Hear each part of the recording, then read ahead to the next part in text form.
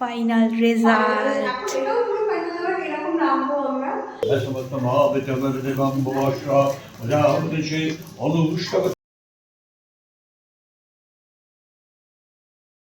Hello everyone and welcome back to my channel. আশা করছি তোমরা সবাই খুব ভালো আছো। আর অনেক দিন পরে তোমাদের সাথে একটা বড় ভিডিও আমি শেয়ার করছি, কারণ মাঝখানে আমার শরীরটা খুবই খারাপ ছিল, যার জন্য কোনো ভিডিও আমি শেয়ার করতে পারছিলাম না।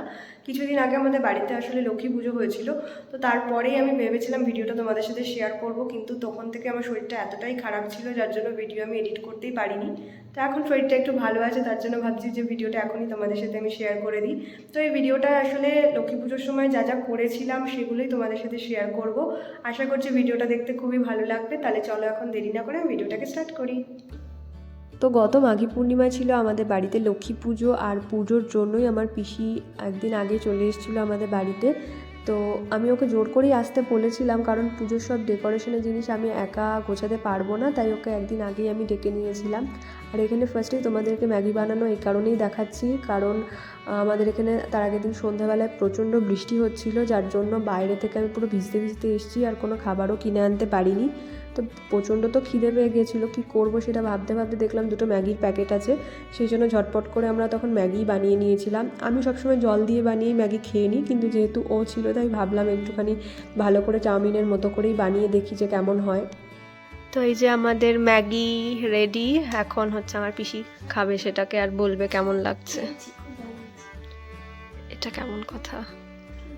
আচ্ছা, আমি জানি আমি ভালো রাঁধুনি না।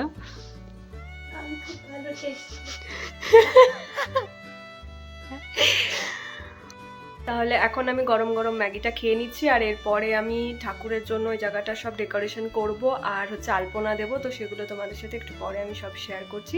তো ভিডিওটা স্কিপ না করে কিন্তু তোমরা পুরোটা কন্টিনিউ করো। তো এরপরে খাওয়া দাওয়া সেরে আমরা সোজা চলে যাই ওপরের ঘরে, যেখানে পুজো হবে সেখানকার ব্যাকড্রপটা রেডি করার জন্য।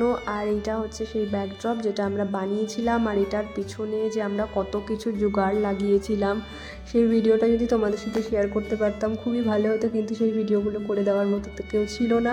ওই জন্য ব্যাকড্রপের ফাইনাল লুকটাই তোমাদের সাথে শেয়ার করছি। দেখে নিশ্চয়ই বুঝতেই পারছো এর পেছনে আমরা অনেক কিছু জোগাড় লাগিয়েছি।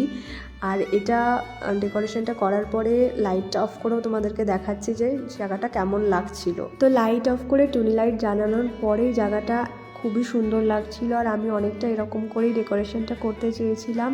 হয়তো আমি একা থাকলে এইভাবে ব্যাকড্রপটা আমি সাজাতে পারতাম না, যার জন্যই আমি ওকে আগের দিন আসতে বলেছিলাম, আর এরপরে সোজা চলে গিয়েছিলাম আলপনা দেওয়ার জন্য। তোর ফোন দেখাবো নাকি? আরে কোথায় যাচ্ছিস তুই?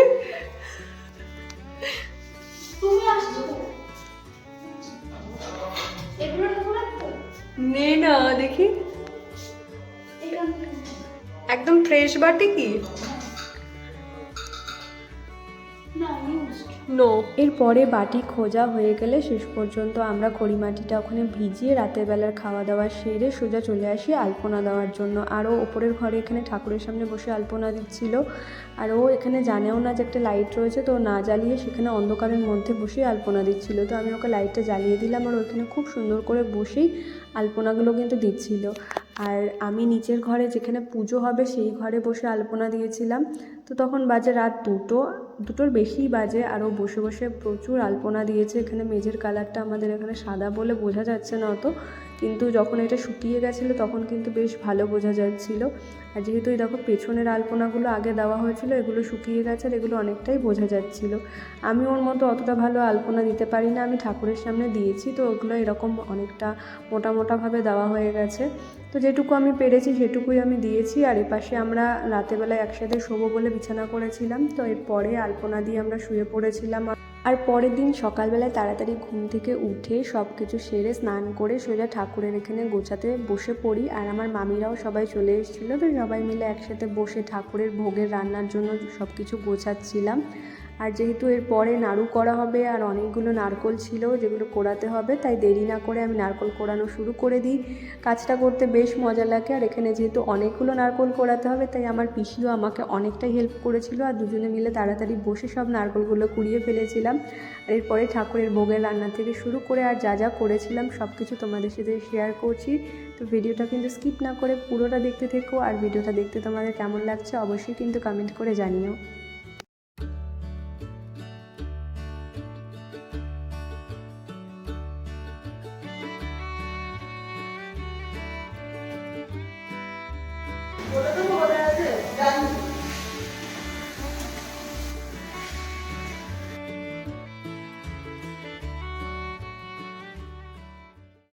এরপরে ভোগের রান্না প্রায় শেষ হয়ে আসলে আমি বাকি সবার সাথে বসে নাড়ুগুলো গোল পাকিয়ে তারপরে সোজা চলে যাই ঠাকুরের সামনে ঠাকুরের সব কিছু গোছানোর জন্য। আর এখানে ঠাকুরের পুজোর সময় যা যা লাগবে আমি সেগুলো বসে বসে সব গুছিয়ে ফেলি। আর এখানে আমার পিসি আমাকে একটু হেল্প করেছিল। তো এখানে সব কিছু গোছানো হয়ে গেলে ঠাকুর মশাইও চলে আসে আর পুজোও শুরু হয়ে যায়। তো এই দিনটাতে আমি সব থেকে বেশি মিস করছিলাম আমার ঠাম্মাকে, কারণ আমার ঠাম্মা থাকলে সব থেকে বেশি খুশি হতো আর ছোটোবেলা থেকে ঠাম্মাকেই সব কিছু গোছাতে দেখতাম। তো এখন আমি আর আমার মা মিলে যেটুকু পেরেছি গুছিয়েছি। তো তোমরা কিন্তু অবশ্যই বলো যে জায়গাটা কেমন লাগছে আর ভিডিওটা দেখতে তোমাদের কেমন লাগছে।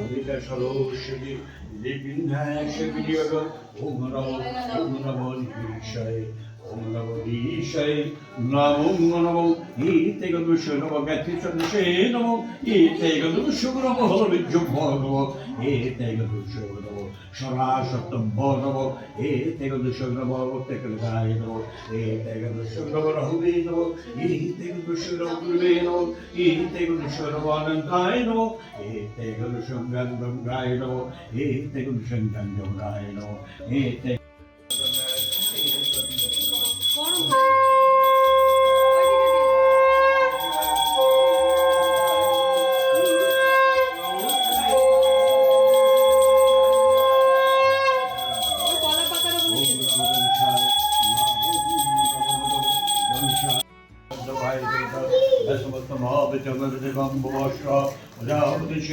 অনুষ্ঠব ছন্দ সূর্য দেবতা ব্যসমত মহর্ষহ প্রজাপতি বহিতে ছন্দ প্রজাপতি দেবতা ব্যসমত মহাবিচন্দ্র ওম ভূর্ভুবস্স ওম ওম ভূর্ভুবস্স ওম ভুবস্স ওম শস্স ওম কুণ্ডহম যজ্ঞস্মৃতি